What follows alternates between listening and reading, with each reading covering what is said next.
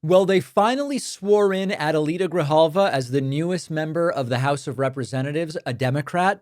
And we didn't even have time for this yesterday because it was such a packed show. But she really did a number on these Republicans. They blocked her for 50 days and she quickly made them regret it. Here is the moment where she was sworn in. Will Representative-elect Grijalva and members of the Arizona delegation present themselves in the well?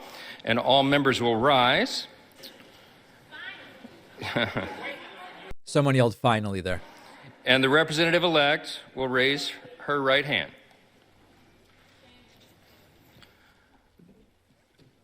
Do you solemnly swear or affirm that you will support and defend the Constitution of the United States against all enemies, foreign and domestic, that you will bear true faith and allegiance to the same, that you take this obligation freely without any mental reservation or purpose of evasion, and that you will well and faithfully discharge the duties of the office on which you are about to enter, so help you God?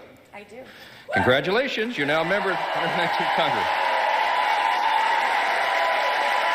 All right. So finally, and when given an opportunity to speak, Congresswoman Grijalva laying out the absurdity of how long this took, and also laying out the stakes here. It has been 50 days since the people of Arizona's 7th Congressional District elected me to represent them. 50 days that over 800,000 Arizonans have been left without access to the basic services that every constituent deserves. This is an abuse of power. One individual should not be able to unilaterally obstruct the swearing in of a duly elected member of Congress for political reasons. And yet he was able to do it, but now she is in.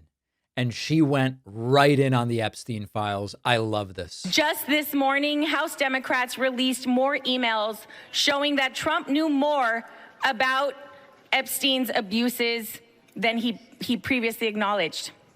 It's past time for Congress to restore its role as a check and balance on this administration and fight for we, the American people. We need to fight for our immigrant communities and veterans. We need to stand up for our public schools, children, and educators. We need to respect tribal sovereignty in our environment. We need to stand up for LGBTQ plus rights because that's what the American people expect us to do. Fight for them. That is why I will sign the discharge petition right now to release the Epstein files.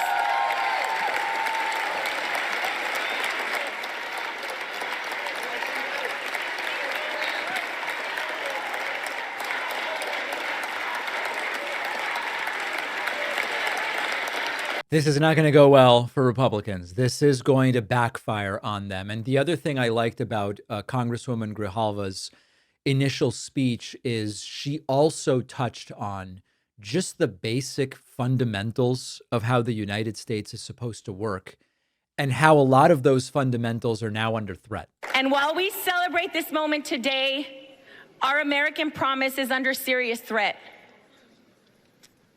Basic freedoms are under attack. Healthcare premiums are skyrocketing. Babies are being ripped away from their parents by masked agents. We can and must do better. What is most concerning is not what this administration has done, but what the majority in this body has failed to do. Hold Trump accountable as a co-equal branch of government that we are. You know, there is no one person that can determine the outcome of so many different things. And so it's not about overstating the importance of the swearing in of Congresswoman Grijalva. But if we step back a little bit, as you see her swearing in, as you see the discharge petition succeed, as you see 100 Republicans seemingly say, I think I'm going to go with yes, let's do the files, rather than no, let's not do them. As we see all of that stuff come together, there might be a moment here, and I don't think we're going to get Trump out of office. I don't believe that Trump's going to do a single day in jail or prison. I told you that years ago, and so far it's been true, but you know, there's still some time to go. But I don't think that he's going to. There feels like it feels as though this is an opportunity to really put the nail in the coffin of Trump as a president who can do anything. And the Epstein file release, which hopefully will happen, may be combined with under 12 months from now, Democrats taking control of the House of Representatives. Maybe all of that together is going to be enough to make Trump truly a lame duck. And I don't mean, he's a lame duck in the sense that he can't run again, like any president in their second term. But I mean truly a lame duck in that he cannot get a damn thing done for the last 2 years or maybe even 3 years of his presidency. And the X factor here seems to be that after mostly falling in line with the cult loyalty that Trump has demanded for so long, we finally are seeing Republicans, some of them, say, I'm not with him on this particular issue. And that is a really, really big deal.